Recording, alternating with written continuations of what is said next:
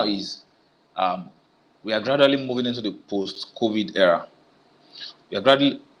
Oh, good afternoon, everyone. My name is Kuti Israel Feolua, and I am your host for today. I'll be talking about digitalization, and I will be talking about the different areas of digitalization that can be of help to you as an individual, as an entrepreneur, and also in the corporate world, as a professional, as a career-oriented person.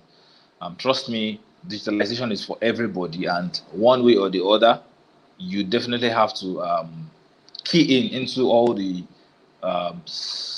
things that digitalization has to offer, because we are in the jet age now.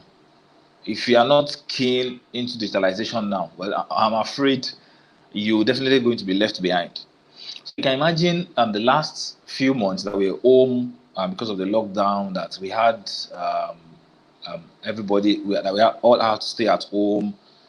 So many businesses thrived because those businesses had an online presence. Businesses that does not have an online presence, those businesses were unable to flourish. That's why you find some of those businesses end up laying off some of their staffs. Some of those businesses could not thrive even after this post-COVID era. They had post-COVID era.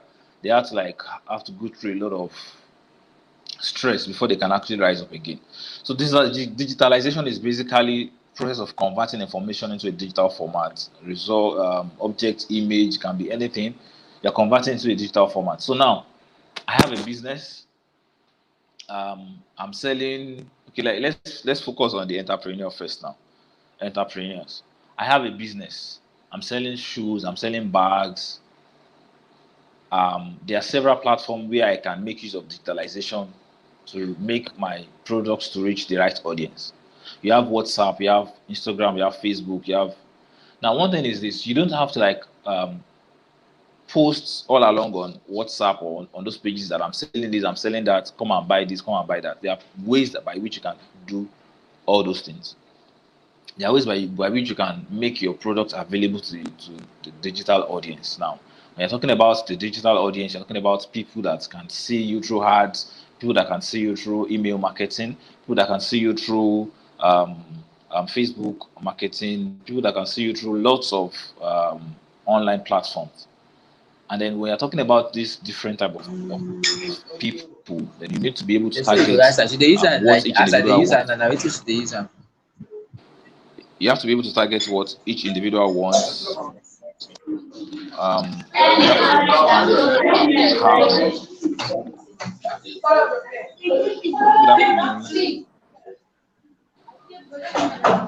Good afternoon. Yeah. Good afternoon. Okay, can I continue?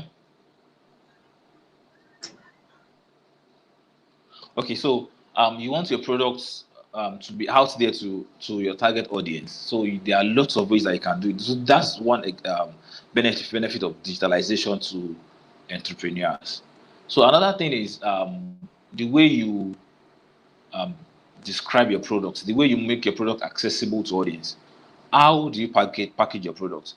I'm selling shoes, I'm selling bags. Do I just go to my WhatsApp status and then start posting shoes, bags, and then everything becomes like waste bid? Well, posting it, that's like one of the advantages of the digitalization, but you are not effectively making use of that platform. The first, when people start clicking, and then people get tired and they just leave your page. But there are ways by which you can do it. You can just be creative about it. Let's say you want to, okay, fine. This morning I was looking at a friend's status and she was going to talk about Valentine, about the products that they have for sale for Valentine. But the way she started talking about love, how interesting it is to fall in love, how fantastic it is to fall in love with the right person. I mean, I was at work, but I got engrossed with that because I'm a creative person too. So I saw the way she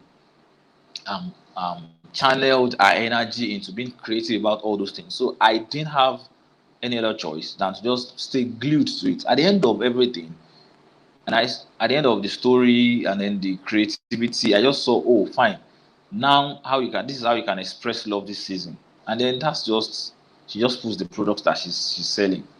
I mean, so that's one of the ways by which you can use digitalization effectively. The second one is your online presence is important. Your Instagram account, your Facebook. What comes to people's heads immediately they hear about you? What is the first thing that people think? Okay, if you mention my name to people who actually follow me on Instagram or Facebook or on some of my social media, the first thing that comes to their mind is creativity, writer, poetry, IT, because I've been able to I've been able to describe my product, my services to the right audience. I've created a niche for myself. So as individuals, digitalization requires that you are able to create a niche for yourself, something that people can easily relate with.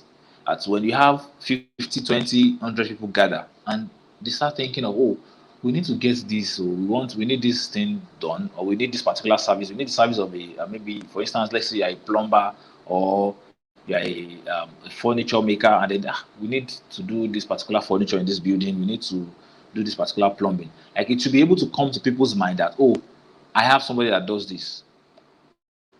That shows that to some extent you are actually resourceful, you have reputation, you have integrity, and then you have people that can actually vouch for you. So it is not only about digitalization alone, it is about other things that you can key into digitalization to make digitalization effective for you as an individual. Because what's the essence of an online presence that does not have a very good customer service? What is the presence of a large online recognition that does not have a very good customer service, that does not have a very good client's satisfaction or client's remarks or reports, or customers remark or customers reports? So those things are supposed to be included. Also, then that is for entrepreneurs, for individuals. Now let's come to the professional world now. I have a few minutes more, so let me just quickly rush through the professional world, the career part now. So now, digitalization has been so effective in the last few months that you just have to be on course. When I say you just have to be on course, it means that you need to look for the niche areas where you know that, okay, I have strength in this particular area. I am good at talking. Maybe I'm good at public speaking.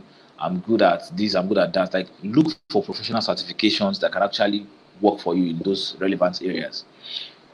I'm a good project manager. Go for the PMP certification. Go and do your professional certification for PMP. It is not only when you start, when you get a job. It is not only when you start a career that you can actually do these professional certifications. When you're looking for a job, these professional certifications also will earn you the right job. This professional certification will put you at an employable positions. Imagine submitting a CV to somebody and the person goes through it. You're applying for the post for a particular, maybe a job description or something, and then the person goes through it, and then the person starts checking through the CVs that you have submitted, and the person saw that, okay, you have this particular professional certification, and wow, this is fantastic. So let's employ me. You have an edge over other people that you are competing with as regards that employment opportunity. Secondly, even if you have started a career already, let's say you work in the bank, you work in the teaching sector, just make sure that you are effectively utilizing digitalization to your own growth. You never can tell what is going to happen in the next future. Okay, for instance, let's say you are a teacher today, you are teaching social study or home economics or physical health education. Are you very sure that the skills that you have acquired, that the knowledge that you have now, will still be relevant in the next 5 years? Are you sure that those courses, the social study that you're teaching, or the PhD, or the chemistry, are you very sure that those courses will still be relevant in the next 4-5 years? I'm telling you, the way technology is moving now very, very fast. Initially, we used to have the analog age, but now we're in the digital age. There was a time that people were so obsessed with aeroplanes, with beautiful cars, automobiles. Now, people are obsessed with automobiles that are moving on their own. You don't have to drive them. No, you don't. Just press a remote. Tesla vehicles. Elon Musk was saying this recently that they are going to the space. So you can imagine if technology is at that stage where people are already planning to move to the space, or some people have even moved to the space already, and then you are here, you are still dragging how you are going to create lesson notes on social studies, how you're going to create lesson notes on business studies. Or I'm not saying those things are not relevant. I'm just saying do things that will keep you relevant in those fields. Go for training. There are lots of courses on Udemy that you can do. My name is Kuti Israel Felua, so you can chat me up on Facebook, or you can get my contacts from the convener of this event, and let me know areas where you want to develop yourself digitally, so I can suggest courses on Udemy. And if peradventure I'm opportune to have some free courses on Udemy, I can share it with you, because these courses are what are going to groom you. You have knowledge, you are conversant, you are exposed to your environment. I was telling a friend recently that in this our age, we are so interested in getting gadgets. We are so interested in getting an iPhone. Um, um, our ladies are so interested in getting wigs. So interested in getting what's this wig now? This one I was training during December. I've forgotten the name now. Bone straight, good, bone straight. So our ladies were interested in getting all of those things. So these things make me to wonder that, well, that we all have our priorities, and we have our priorities, yes. But at what extent will you go to get those things? That's one. That's the first question. Then the second question is, at what extent will you go to develop yourself? Which one are you prioritizing? Is it getting gadgets, getting an iPhone 12, 11, 7, or getting quality education, or developing yourself digitally, the skills that you need to excel in your career, your profession?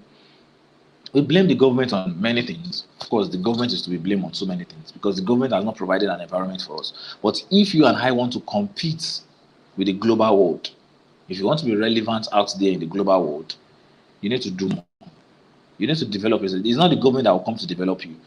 It's not the government that will come to give you opportunities to learn a lot of things. No, the government may try, but trust me, it takes passion, it takes determination.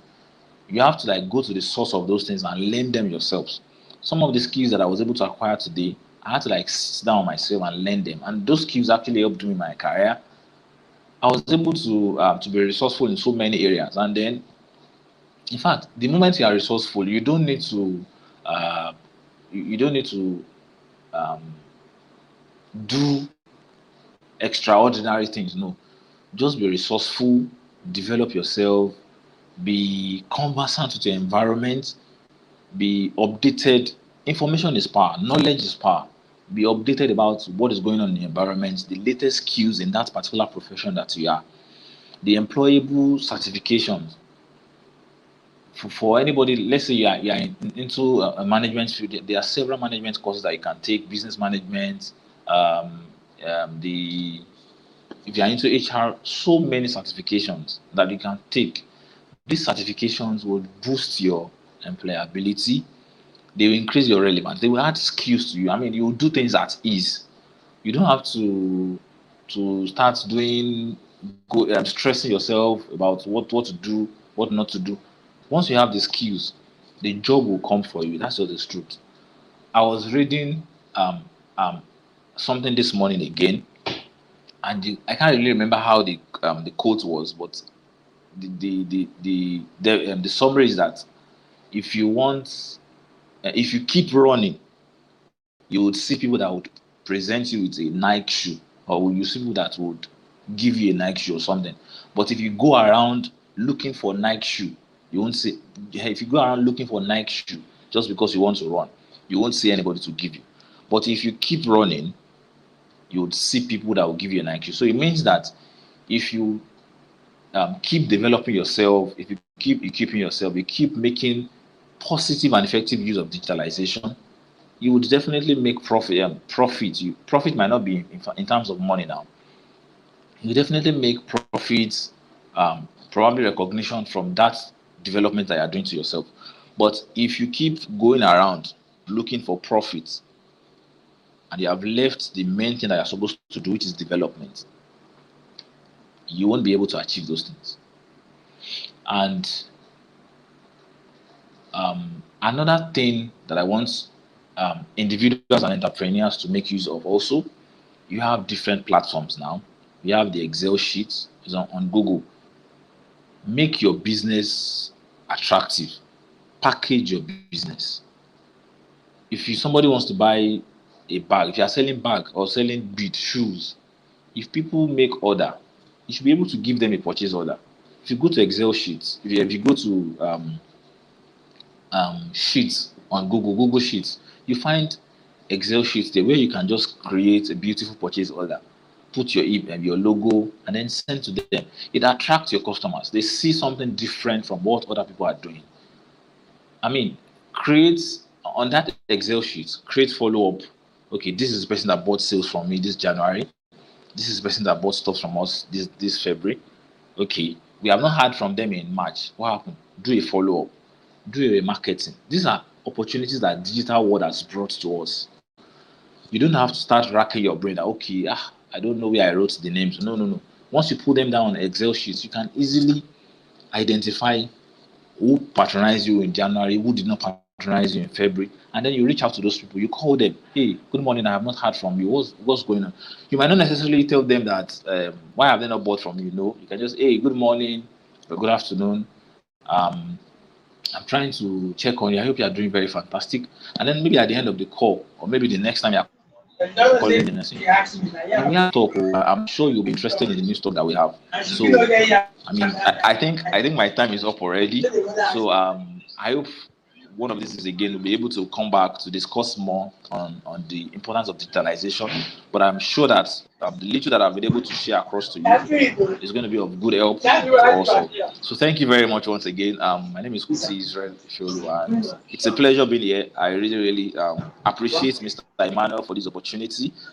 Thank you very much. Thank you very much, Mr. Mr. Emmanuel. Kuti. Thank you so much, sir. Thank you very much. Yes, sir. Thank you for coming around.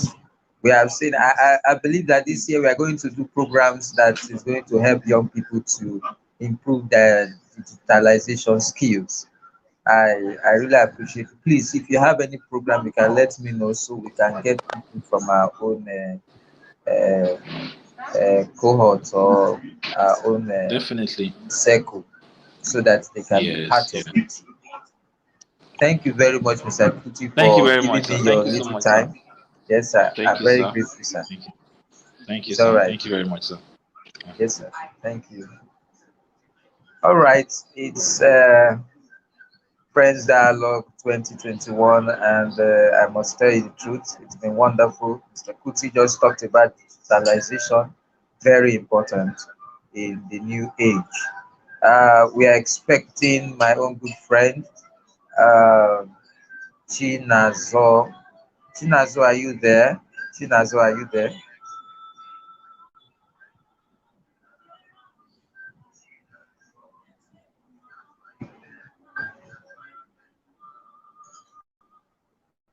Okay, why we wait for her?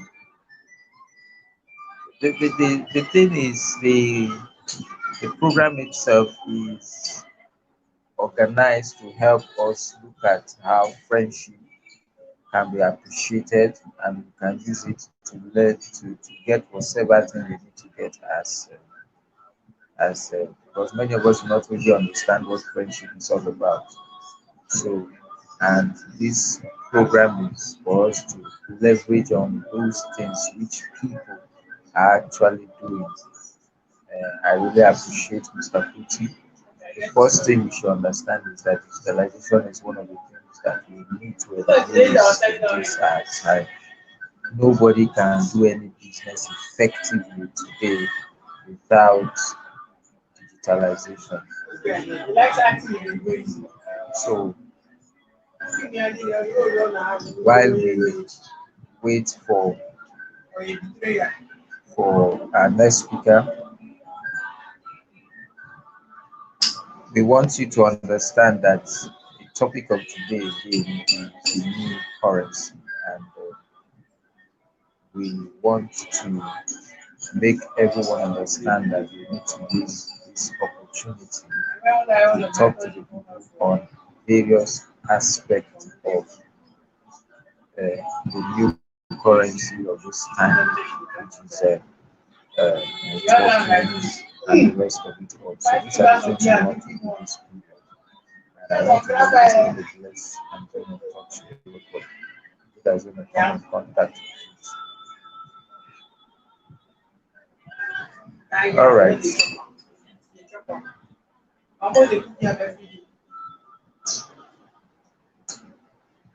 We'll be right back. Let's see if we can get the next.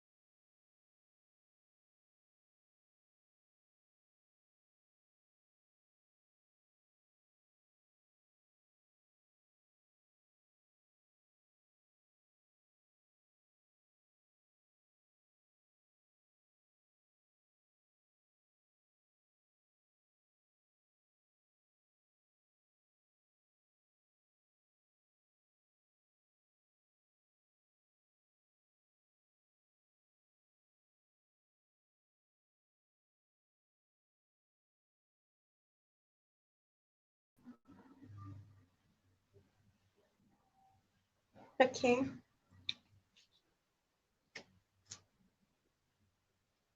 Wow. Good day, everyone. Good day. Good day. I'm so delighted to be here today. Hope you can hear me clearly.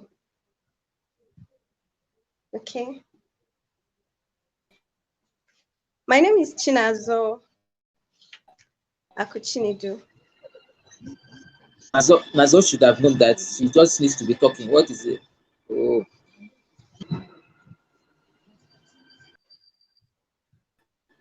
Can you hear me?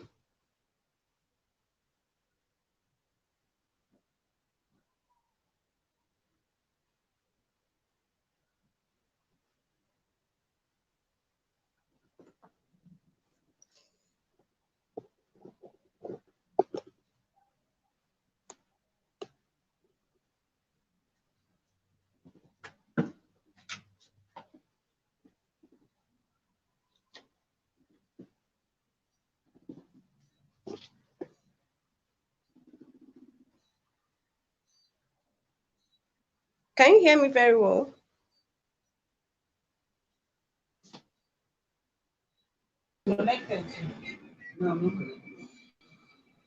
hello, Nazo. Nazo.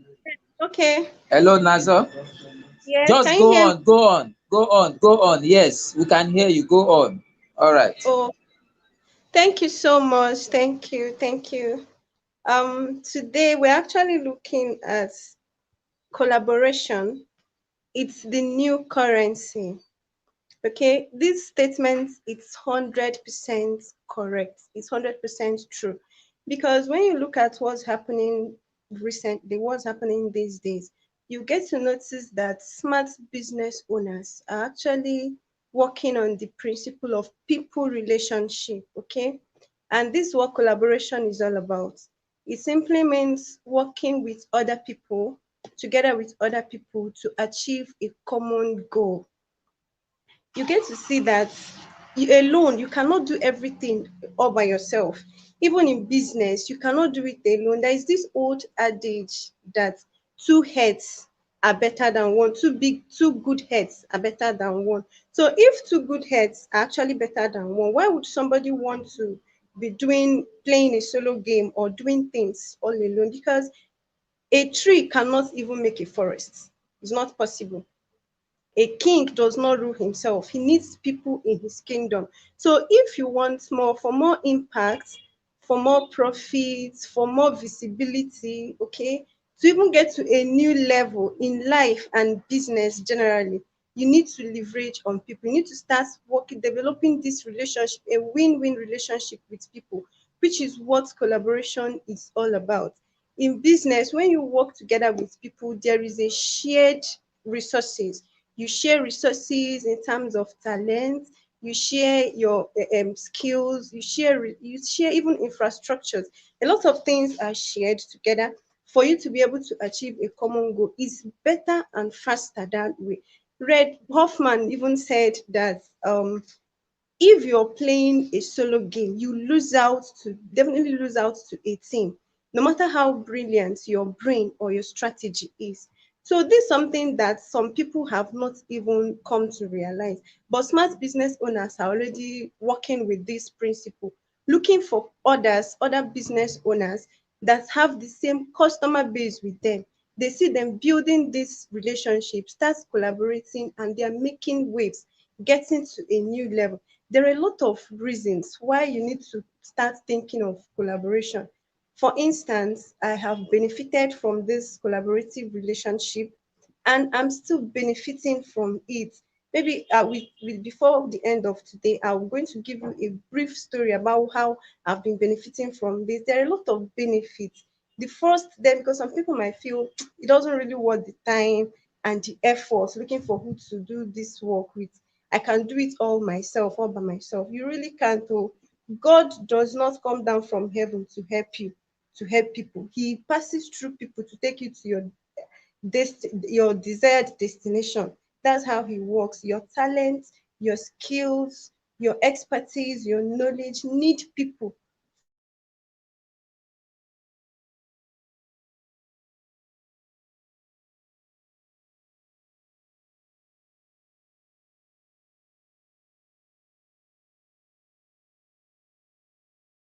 for marketing is very, very certain. So in the, it will help you, it will increase your network.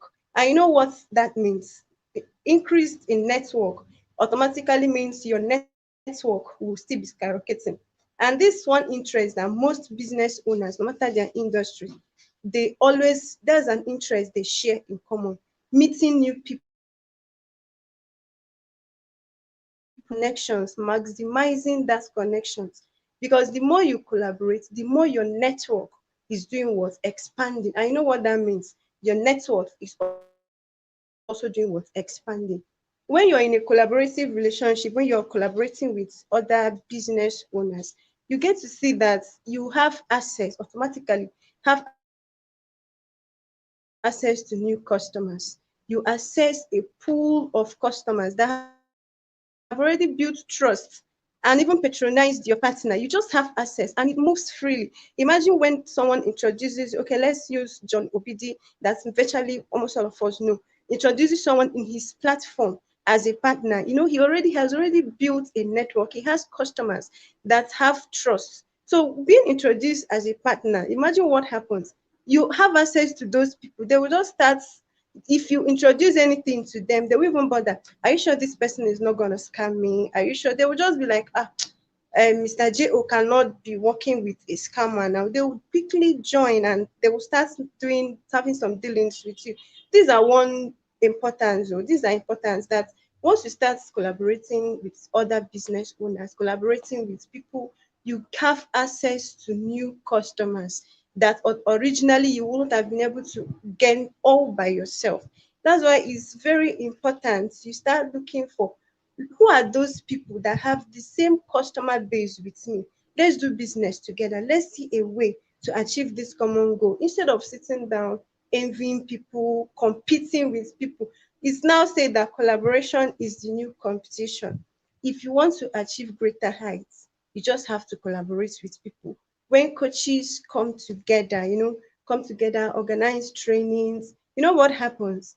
More people will come for the training, and by so doing, that your network is increasing, your customer base is increasing. That shows that you're having more visible, wider range of visibility for your brand, for your business, for whatever it is you have, you're bringing to the table of your audience. Another thing is that that collaboration is very educative. There is a place of learning in a collaborative relationship because once you're with people doing business with them, directly or indirectly, you're actually learning you're actually learning something new because there is a shared resources on the table of collaboration. Your partner brings some things. These are You're working with people that have different ideas, different marketing strategy, different skills, different exposures and experiences.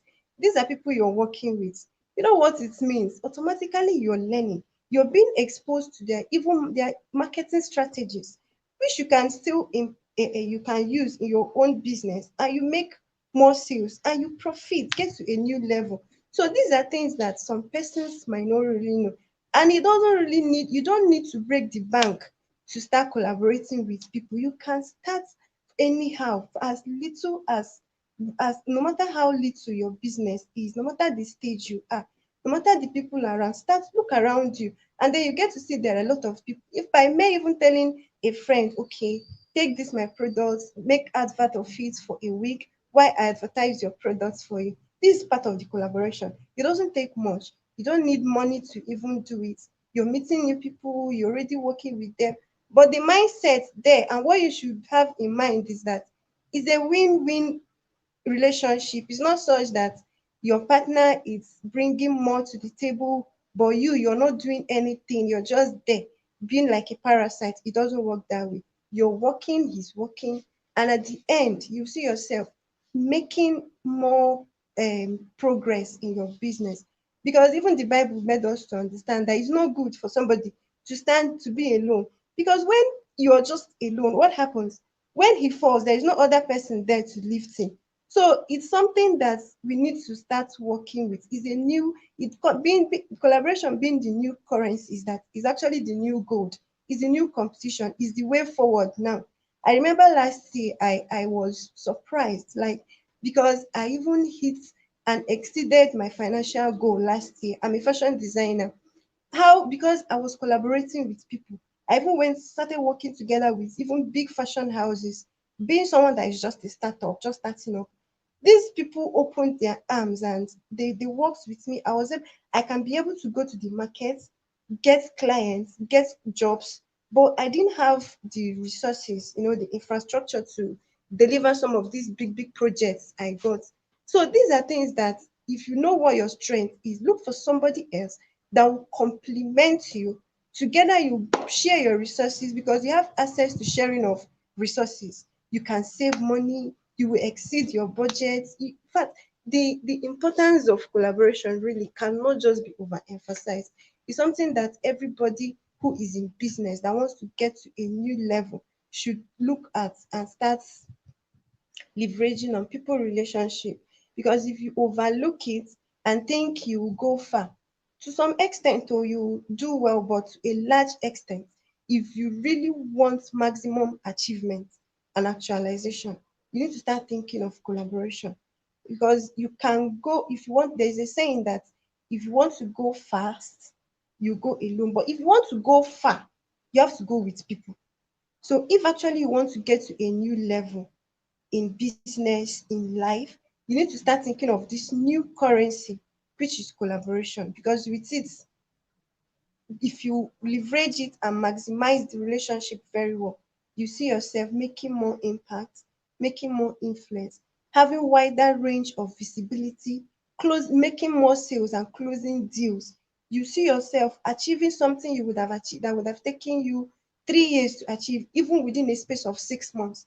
It's very possible. If people start sharing the testimonials, smart business owners and successful business owners, of how they attain to that height that we are just here admiring, you get to see that they are working on the principle of people relationship, which is collaboration. So I would really encourage everybody, look out for those business owners that have the same customer base with you, and think of how you can work together and achieve a common goal. Because this life is such that once you're working with people, you can go far in life.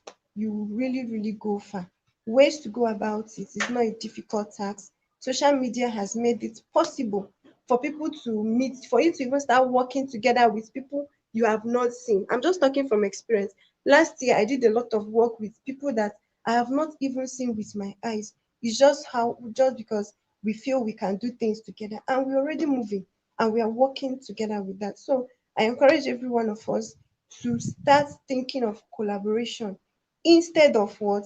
Competition. Think of someone with the same customer base with you and work together with this person. You will see the kind of height you will attain within a shortest possible period. You will be amazed by the results that you get. Thank you so much. Thank you.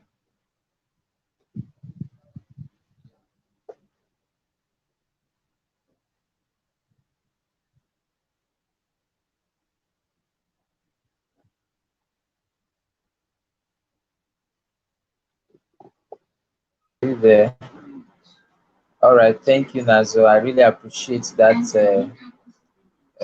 short explanation on the collaboration, networking, and the rest of it. But I really appreciate your presence in this year's Friends Dialogue, and I hope that you continue next year because hope I believe that you're going to. How is your business going anyway? We thank God. Oh, we thank God. It's not fine. You are looking better than before. All right. Yeah. I'm All still right. in the mood. So thank you very much. You're welcome. You said, I'm still in the mood, so all I right. should look fine. Okay. Thank you. It's all right. Okay. We are preparing for this big one. We are going to be talking about leadership, and also we will call in my own good friend and brother, Val Okafor. I believe is ready to hit us with that right away. Okay, so we are waiting for Val so that we can move on.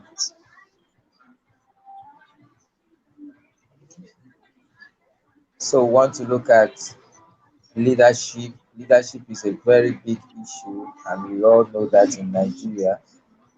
But this time around, let's see how we can make this work.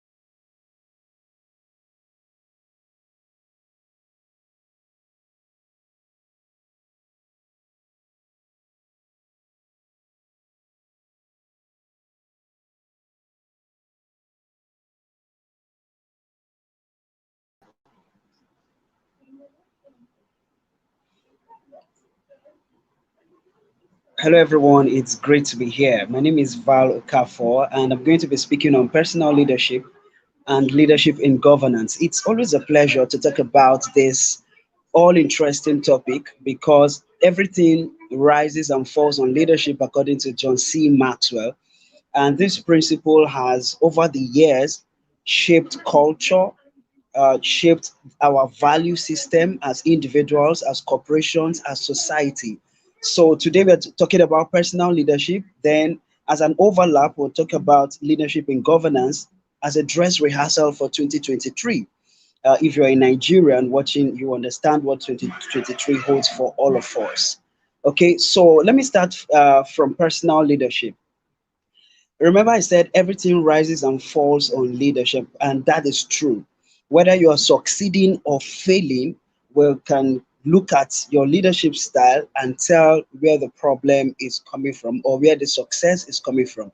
So, succinctly, I'm going to just highlight four leadership traits that will, make you to start thinking positively, make you to start thinking the right towards the right direction. The first one is self-realization. Okay, you cannot lead effectively if you don't discover who you are, if you don't know your talents, if you don't know your gifts, if you don't realize your potentials. Okay, you cannot effectively lead others if you can't lead you. So you must lead you for you to be able to lead other people, because whether you like it or not, people are watching you, people are looking at you. Okay, you are influencing somebody by your side negatively or positively. There's somebody you're looking up to currently, and there's somebody looking up to you. You may not know it, though, but somebody is modeling you. Whatever you're doing, that's what the person is doing. Okay, just the same way you are modeling other people, that's how other people are modeling you. So self-realization comes first, self-discovery comes first. You have to be able to identify the gifts, the talents, the potentials that distinguishes you from the next person by your side. Okay, so I'm going to give you three ideas on how you can discover yourself. First of all, what are your values? What are your values? What makes up your value system? Remember that values are anything you pay attention to, anything that you ascribe worth to, WORTH. You can drink water because you value water. You want to quench your thirst. It solves the problem for you. So, what are your values? Where do you spend your time on? And what do you spend your time on? Where do you spend your money on? And where are we going to likely find you when we look for you? So anything you commit your time, energy, and resources to, that makes up your value system. So if you're somebody who values other people's happiness, we're going to find you doing the thing that makes other people happy. It's as simple as that. So check your value system in realizing who you are, in discovering who you are. Your value system is very important. Secondly, is you need to now identify the problems you wish never existed. Are there things that you are uncomfortable with? Are there things that makes you to sigh? Things that you look at and you wish they never existed? These are the problems you wish can be solved, and it comes as a deep passion to you. That's another way to identify yourself, to realize yourself, to discover yourself. The problems you wish never existed. Okay, so that's it. For me, I've told people and those around me that there are three things that motivates me to do what I do. One is that life is a business, and one day I'm going to give account of it, so I should take it seriously. Right? That's number one. Secondly, is that I want to disappoint the graveyard. I don't want to die full. I want to die empty. I want to pour out myself in the lives of other people. That's one of my greatest motivation. Okay, because the graveyard has remained the greatest and the wealthiest spot on the planet Earth, right? Because buried in the graveyard are books we've never read, ideas we've never seen, in reality, governors, presidents, commissioners who's supposed to be that thing in reality, but they're not here with us. They're all buried there. So I want to disappoint the graveyard. I want to die empty. That's the second motivation. And then the third motivation is my big picture. Okay, I have a vision of where I'm going to. I have a driving force. I have something that inspires me. So you have to check the problems you wish never existed. You have to check your value system in realizing who you are. Okay, this will help you. Secondly, every leader must create positive change. I just talked about self-discovery. Every leader must create positive change. Today we talk about Nelson Mandela. We're talking about Mahatma Gandhi. We're talking about Mother Teresa. We're talking about Dr. Martin Luther King Jr. These are great personalities. Yes, they are dead, but we're still talking about them in no monetary terms. And that reminds me, nobody will talk about your life in material or monetary terms when your days on earth are over. They're going to talk about the impact you made, the lives you touched. So every leader must create positive change wherever you are. And it doesn't matter to whoever. Just be a solution provider wherever you are. Okay, you don't need to ask for the last name of anybody. You don't need to check if this person has the same tribal marks as you. No. Great leaders are solution providers wherever they are. So you have to create positive change passionately. Okay. So when I talk about this, I share the story of Malala Yousafzai, the young lady from Pakistan who advocated for girl child education. Remember that Pakistan was very strict when it comes to girl child education. Girls were not allowed to go to school. She confronted the monsters of Pakistan. She confronted the government and said, no, education is a passport to success. Education is a passport to bright future. How can men alone be allowed to go to school while girls are left out? Okay, so she started advocating for them, and the Taliban in Pakistan shot her because of that advocacy, and that got the attention of the United Nations and other stakeholders before she was flown to the US and was treated. From there, the United Nations picked up this idea and fought till girls are now allowed to go to school in Pakistan. Now, Malala is a Nobel Prize winner. Yeah, very young. But we are talking about her because she chose to rise above the norm. She chose to commend. She chose to correct rather than complain. So people complain, the crowd complain, but leaders correct. So look at the things people are complaining about and see how you can correct them.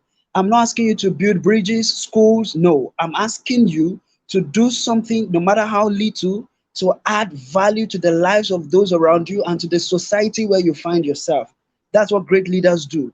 They create positive change. Now, the third thing leaders do is that they inspire others to greatness. You have to send the ladder down for other people to climb. Success is not enjoyable alone. You have to succeed with others.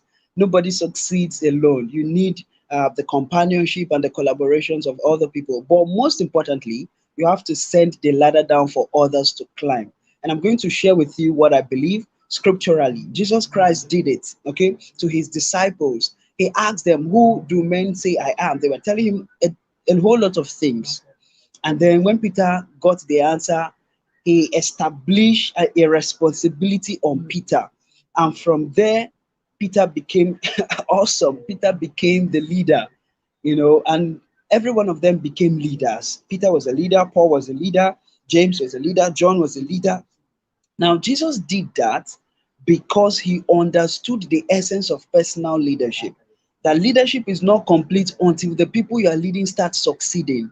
So, if your interest, if your aim and objectives, your vision is only tied to programs, it's not enough. You have to invest massively in the lives of the people that you're leading.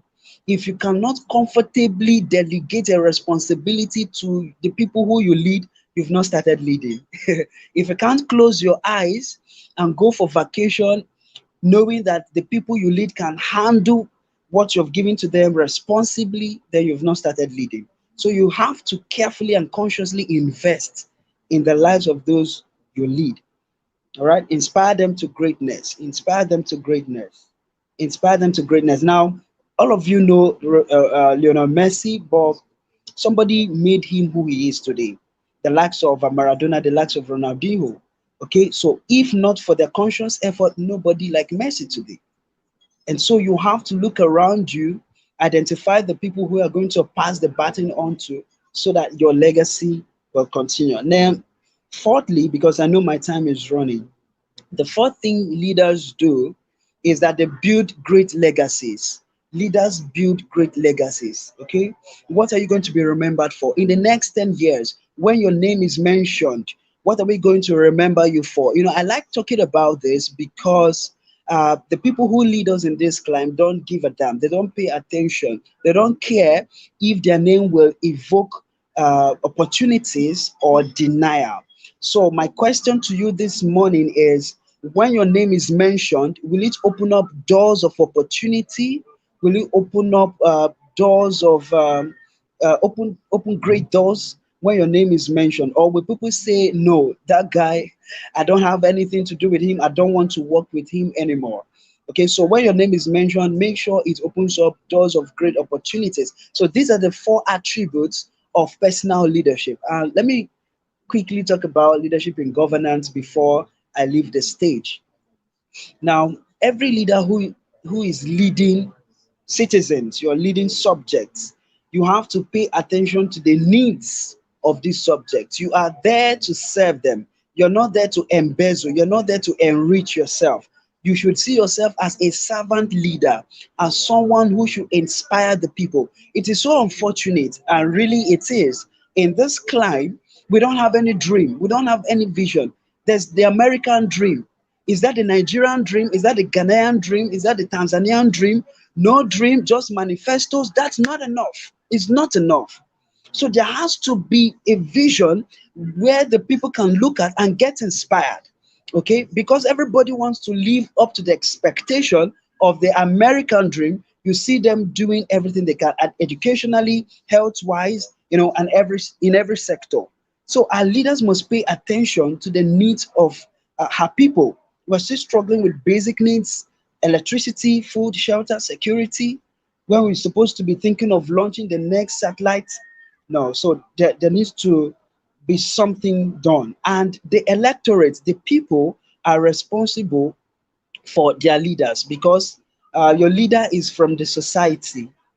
He didn't fall from heaven. Okay, he came from the society. So if we have a good society, then we'll have good leaders. So as much as you can, try to be that person others will want to have them represented somewhere. Okay, so I know that Emmanuel will soon come on board to say, Val, it's time to go. But please do not forget these things I've mentioned. Do not forget these things I've mentioned. All right. So we have the opportunity, we have the right to select who we want to represent us, who we want to lead us at the helm of affairs. Okay, so if you're a Nigerian in 2023, you know the right option, you know the right choice to make. Somebody who has your interest at heart, somebody who will move this nation from where it is now to where we want it to be. So that's personal leadership and that's leadership in governance. I hope that these few points of mine drives home the whole essence of this conversation. Uh, Emmanuel, if you're on board, all if you right, have any question, please. I'm free. All right, all right.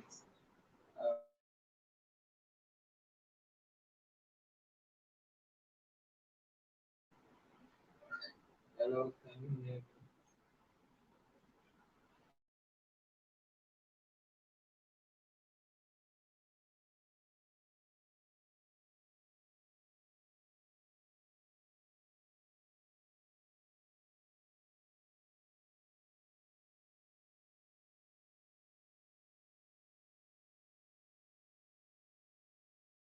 Okay. Okay, so looks like Emmanuel is yet to come on board. I trust is technical issue. Okay, yeah, he's here. He's here.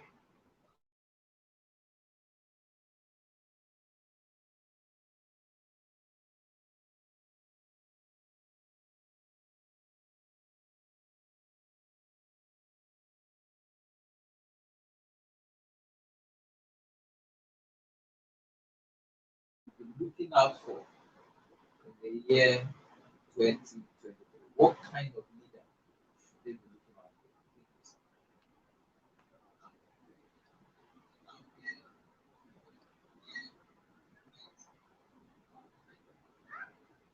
for? Okay, so I don't know if you can hear me. Yeah, go ahead. All right, so thank you. It's crystal clear, Emmanuel. You are a Nigerian, and you've seen the things that are going on in Nigeria. People come and make empty promises. People come with half bag of rice, with a sachet of Maggie cube to deceive the people. For the next 4 years, they've already bribed you for the things they're going to embezzle. So it's time to wake up, Nigerians. It's time to wake up. It's time to wake up. Okay, it's time to select someone who will lead us truly, and we know these persons. Because of the nature of this platform, I'm not going to mention names, but you know the people who has your interest at heart. You know the people who are going to represent you very well. So when next they come with half bag of rice, with Maggie cubes, with umbrellas, reject all of those stuffs, because that's like a bribe for enslavement for the next 4 years, for the next 8 years. Okay, so don't allow anybody to deceive you. We Nigerians know what we want, and we've woken up. We've woken up. Don't allow anybody to shortchange you and swindle you into believing that they are the Messiah. No. Okay, so every Nigerian's hands must be on deck to make sure that we have leaders who can take this nation to the next level. But look at, we're talking about good governance, we're talking about vision. In 2021, we're still battling with ASU strike and all that. As students at home for 11 months, is that how to move forward? Is that how to take the nation to the next level? That's not how to do it. Other clients are thinking of how to build another city in the moon. We are still grappling with basic needs, with food, with shelter, security. No, it's time to move. I believe that God has blessed this nation with the resources to go to the next level. We have all it takes to move to the next level. Bill Clinton said something very important in 2001. He said that in the 21st century, a nation will only thrive by what lies between the ears of its people, not what lies under the feet. Nigerians are busy grappling with what lies under the feet of it. That's not what will take us far. It's what lies between our ears, our knowledge, our wisdom, our wit. And over time, we've seen young people demonstrated this wit. Okay, Florida Wave, Andela, Paystack, Flying Doctors. We can see all these innovative ideas come, coming to fruition from Nigeria. So we can do more if given the right opportunity. Thank you.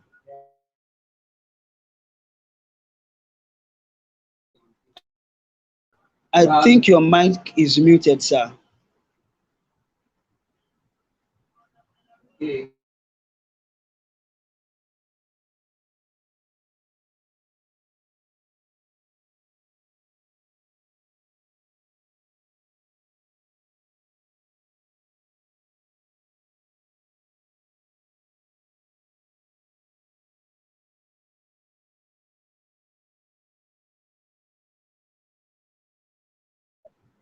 For 2023.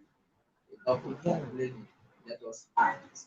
If you can become the president of Nigeria, come out. If you can become the governor, if you know you are good enough to take this country to the next level, you should come out. And that's what I'm going to advise you people who are running away from politics. The essence of what we are doing is that people should come out and fight for their rights.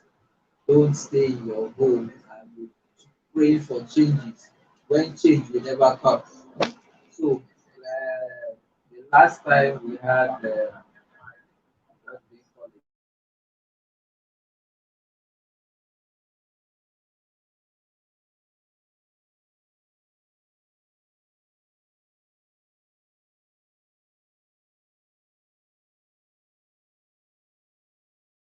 Mr. Val once again You're for welcome, the sir. opportunity. You're welcome, sir. I believe that next year will be better than this. I will know that we'll see better. But at least from 2022, they will start doing adverts now for the new Exactly. government that is going to come on board. Exactly. So please let everybody be wise. Tell yourself be wise. All right. Thank you, Mr. Val. You're welcome. Thank you for having me. All right. Thank you very much.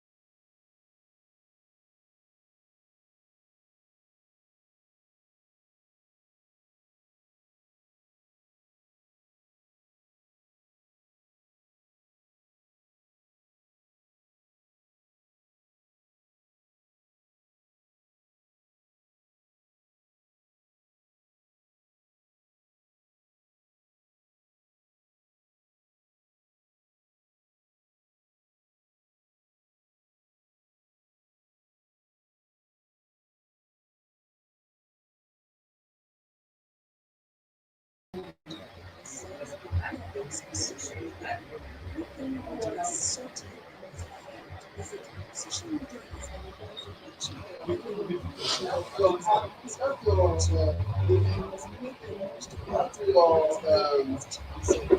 system now,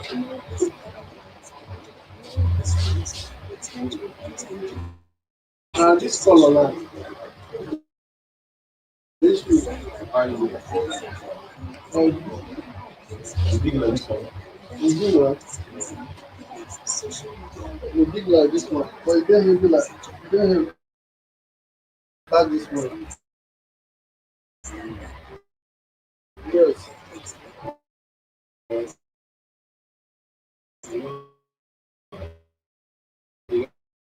Is there any other place where they carry? You know, I've never seen. Now my mind is going to cut where I cut. All the system where they charge, like here they charge. 10 years. I did my hand for accept. So that's not a carry the system. No, no. I don't think we do.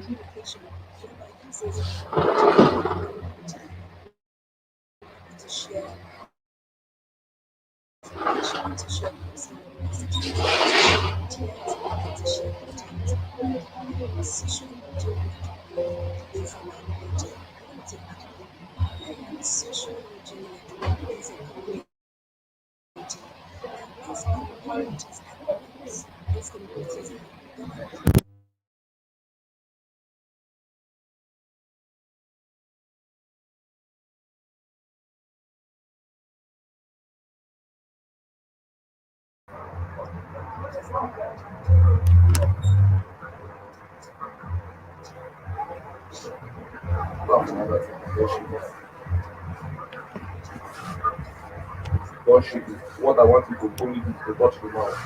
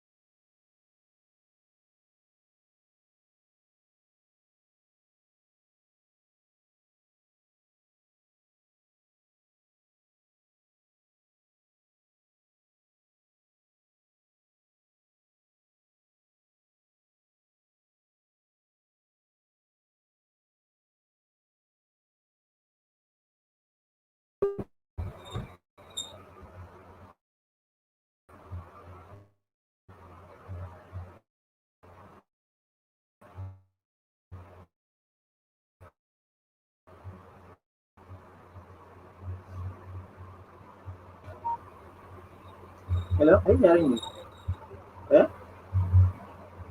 Hello? Are you hearing it now?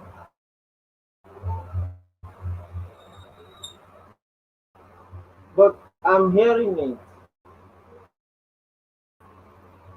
Okay.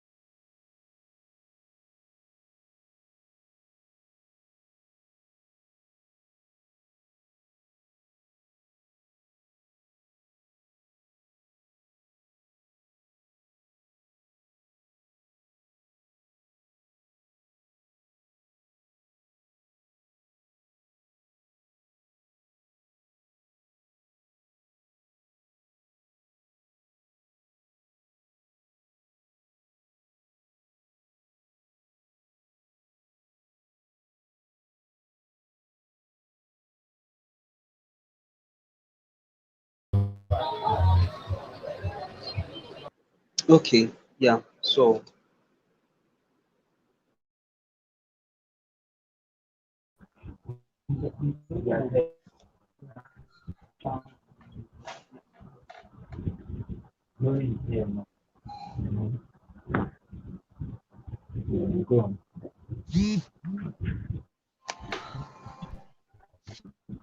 Hello, good afternoon, everyone. I'm sure you can hear me now. Good afternoon. yeah, I can hear you very well, loud and clear.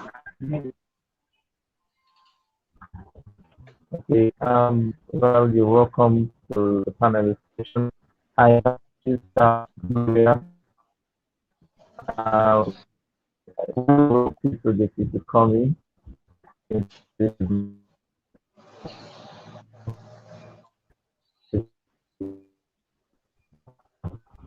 Is,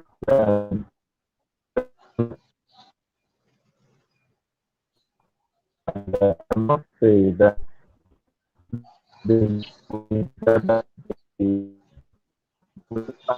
way to our future. So I believe that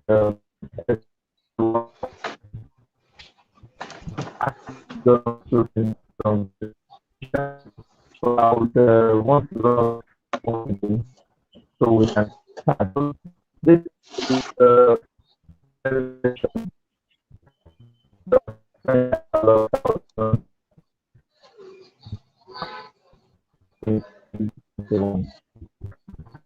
so in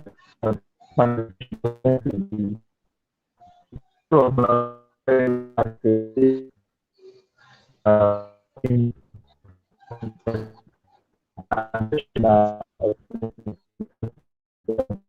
the past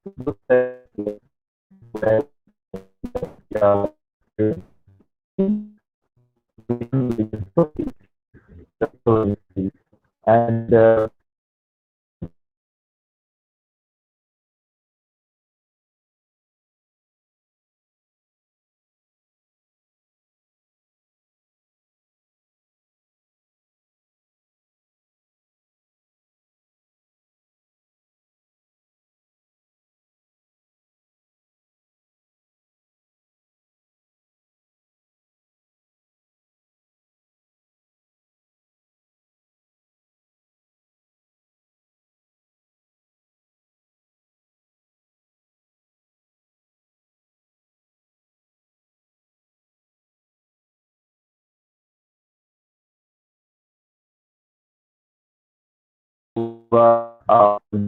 uh, counterparty must embrace technology, must know ahead of time. And I'm sure that it's very, very important for us to do so because in this 21st century, if you do not learn, if you do not use technology, we all know what is happening in our society right now, life, society at large, the community really deeply to the country. Those are the business that are able to stay ahead in our development.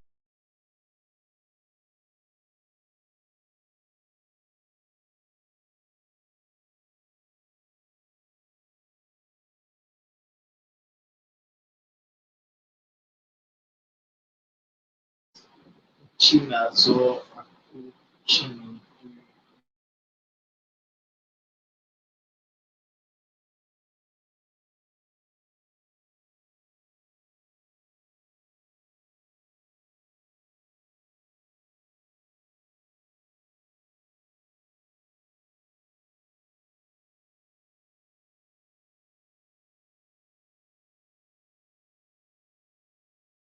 Then,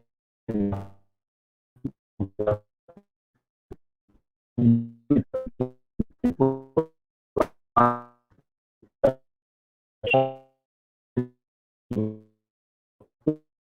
in line and the same of what very important and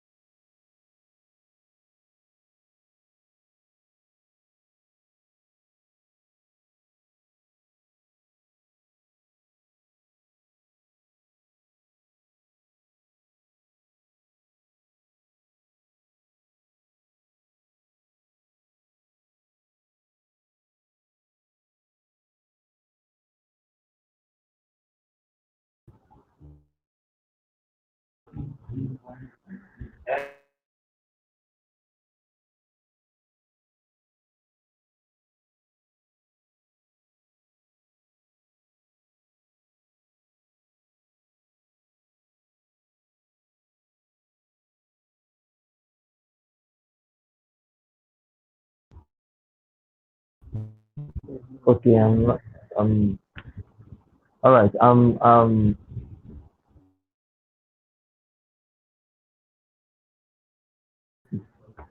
All right. So while we are with other panelists to come to the session, I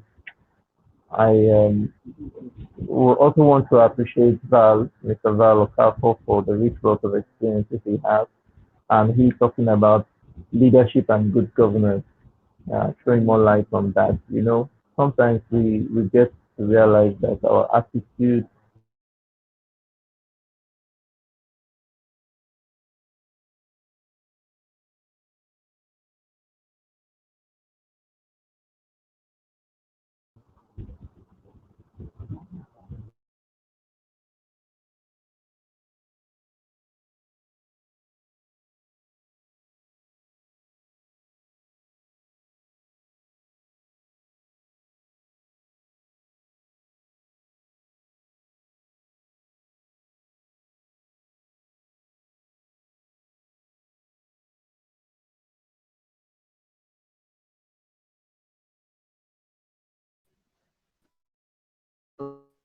I really want to appreciate Mr. Val for the rich wealth of experience. And now going forward, um, yeah, collaboration.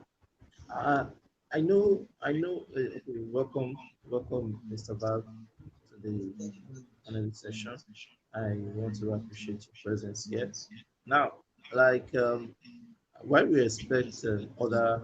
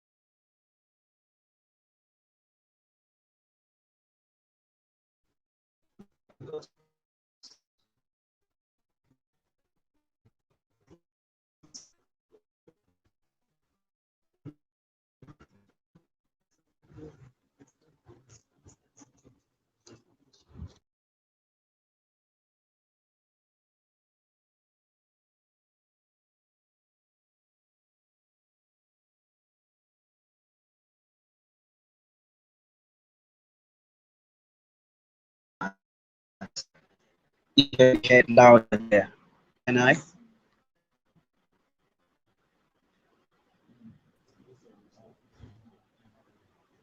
I just want to know if my voice can be heard loud and clear.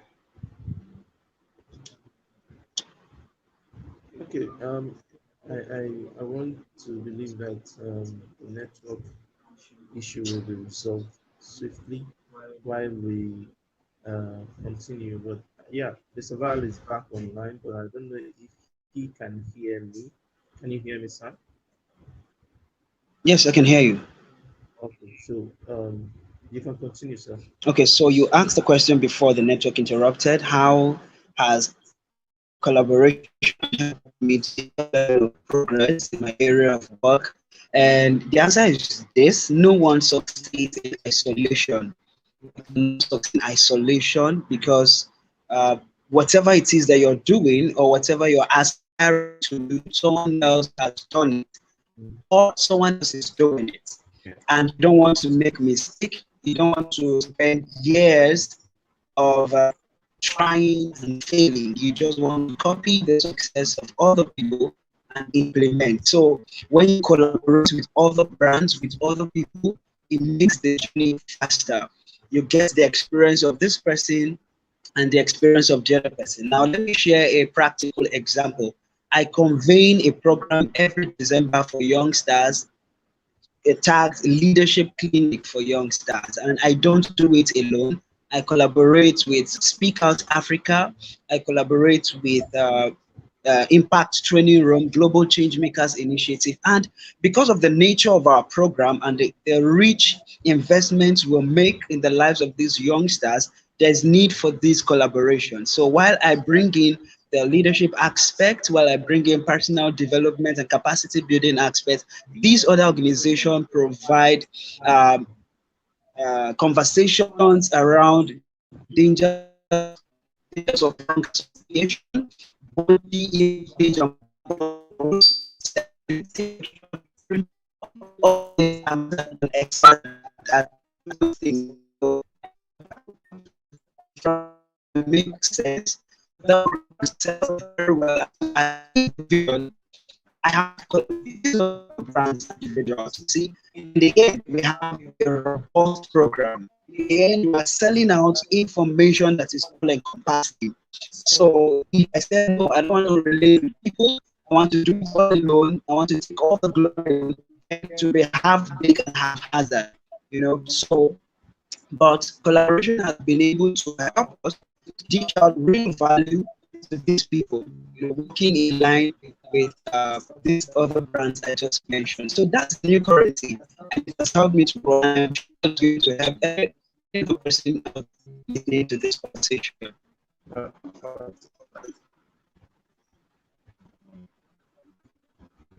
Yeah, it's very, very interesting that we're actually a long way in helping us achieve our vision faster. Now, there's this happiness I came last year. Was last year or probably the beginning of this year. I sat down and I was thinking, pondering over a whole lot of things, scrolling through my contacts, and I got to realize that I've been a step ahead if I want to achieve what I project. I have to fall back to friends if they actually be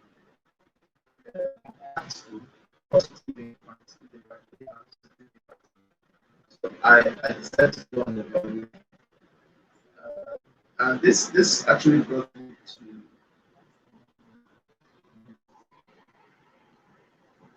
Wow, I think network has kicked out. Network has kicked out our hosts. The person.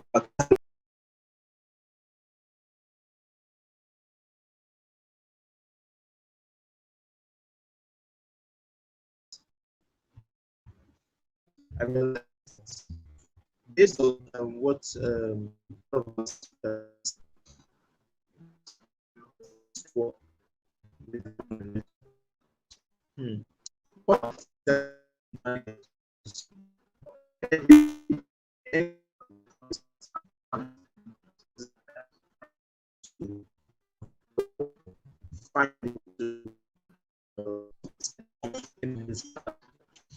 now this was what I sat down. Very logical, not really logical, but practical. I was sitting down and I said, okay, as it stands now, if I have an emergency, and I decide that okay, I need 10, 50 of let's say 5 of my friends that can actually help out. Who can I call at that particular point in time to bail me out of the situation? It mustn't necessarily be financial financial um, financial something, financial thing, because sometimes I may actually be in a situation, but probably someone talked to me or someone helped me. And then I began to school and I realized that I don't have them much. Then I got to know that it seems to me that I need to start creating a new network of friends in my circle. So how do you as an individual get to achieve this thing? What I mean is, how do you achieve how do you approach a situation where you have friends that are not positively impacting in your life? Okay. Now, you have a vision and you have a cause you are pursuing, and you relating with those people, you consistently or constantly relating with them will will be a setback for you. How do you approach a situation whereby you just need to avoid them? How do you approach them? And how do you build your network? What are the things you look out for when you want to build your network in friends? I hope my question is not twisted or. No, it's okay. Okay, so I got your question and the small analogy you made. Yeah, so when I talk about friendships and association, I tell people not to be sentimental about who comes into their cycle. So if you're out there, you want to look for somebody to work with, you want to look for friends, please don't be sentimental about them. Now, there are three things you cannot choose. You cannot choose the country you're born into. You cannot choose your parents. You cannot even choose your name. And if I ask, how many persons wish they were born in America or Netherlands or Canada or Obviously, I will Japan? never. Everybody's hand will be up. Why? Because of the circumstances we find ourselves in. But unfortunately, you can't choose your country. Mm, Unfortunately, you can't choose your family. You mm, can't even choose your name. But there's something you can choose, and that is your friends. mm, So you don't allow your friends choose you, mm, but you choose your friends. And in choosing your friends, you don't have to be sentimental about it. It doesn't have to be by self-pity. Oh, this person looks as though she or he doesn't have a friend, so let me be that friend. No, mm, you're making a grave mistake. You're mm, making a grave mistake. So my advice is this: in choosing a friend, you need to ask yourself, does this friend's vision and value aligns to my own vision and values? mm, Is where he's going where I am going? All right. So if I want to get to Lagos today, I have to go to the park and then board the bus that is going to Lagos. If I board the bus that is going to Ibadan, I will end up in Ibadan. So if you relate with people who are going the opposite direction, that is where you're going to land. That's where you're going to get to. There's no magic about that. So your friends have to be people whose vision and goals align with yours, who has the same mindset as you are, not necessarily pursuing the same vision, but has the same mindset, as you are. So that's one of the ways you can choose your friends, and they don't have to be a crowd. They don't have to be 100. They don't have to be um, 20,000, two persons.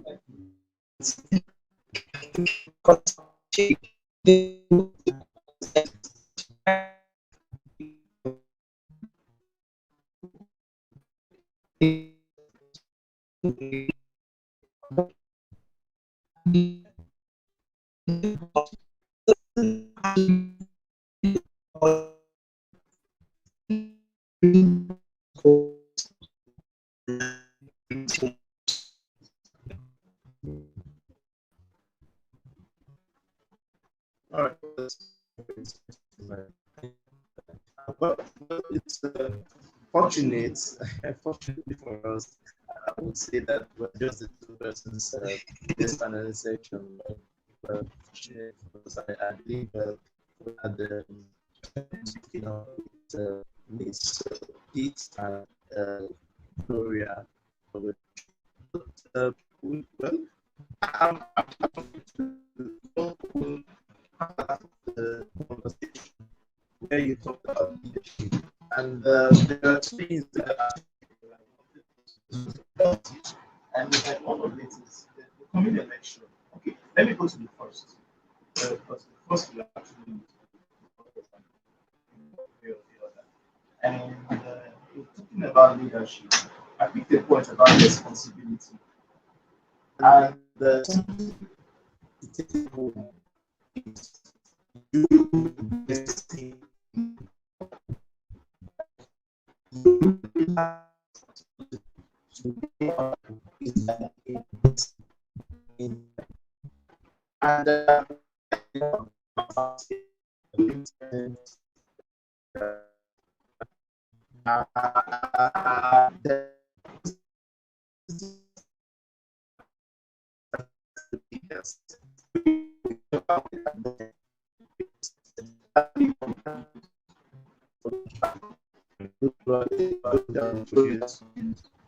very fellowship. So in aspect of investment, how do you invest in people and you are sure that it's going to be a good investment? How do you evaluate, how do you assess based on the terms that you use? How do you assess your investment? Because for every business, your investment, there must be an evaluation. So how do you assess people? Assess your investment? How do you advise the leaders or our leaders or you as an individual, as a leader, how do you evaluate your investment in the life cycle? Okay, great question. How do you evaluate the level of progress you make as a profession or as a society?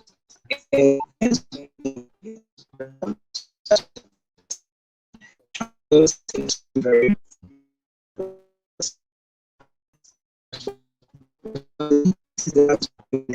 being able to respond to your capacity, to your ability.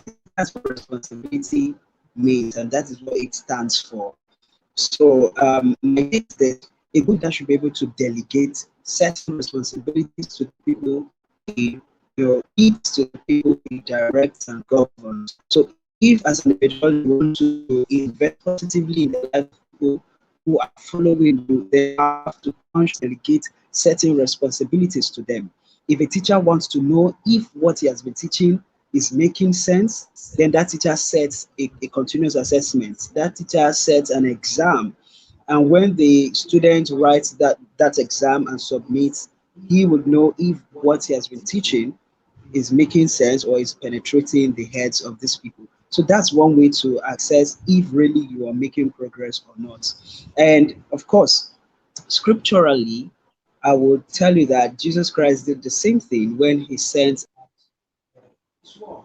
He sent them out to go and preach the gospel. He sent out the 70. And what he was doing was actually to test the capacity of these followers, these disciples, to test their capacity, to test their abilities. And now you will agree with me that there were times he would tell them, haven't you been with me? You mean for these years you've been with me and you're still faithless? So he's trying to tell them that, okay, there are certain things I need you to do on your own. There are certain tasks I need you to perform without me necessarily being present. So, as a good leader, you should be able to delegate responsibilities to the people you lead to actually find out if you're making progress or not. And when they respond with positive action or negative action, you would know whether you need to up your game or not. All right. Okay, thank you very much. Yeah, that was well treated, well done. You're Thank you welcome. very much. I appreciate that. Now, listening to the question. Yeah. Now, I want to ask in the area of Nigeria,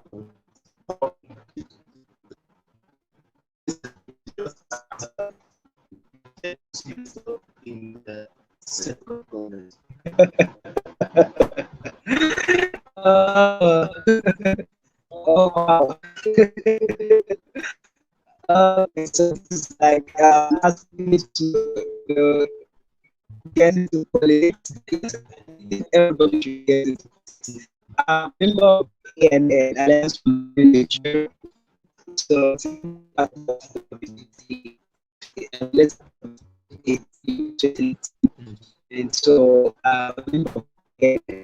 so, with time, I hope to exercise the more leadership position or the other. So for now, I'm not really sure of that. Now,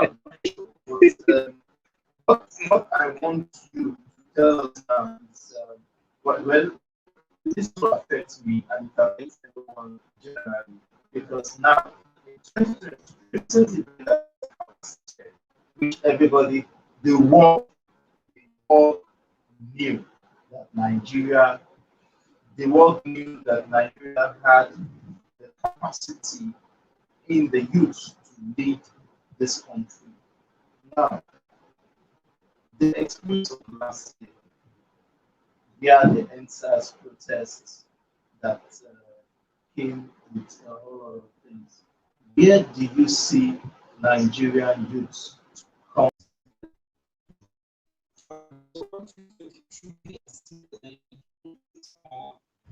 And sorry, do you think we have the capacity of leading this country come 2023?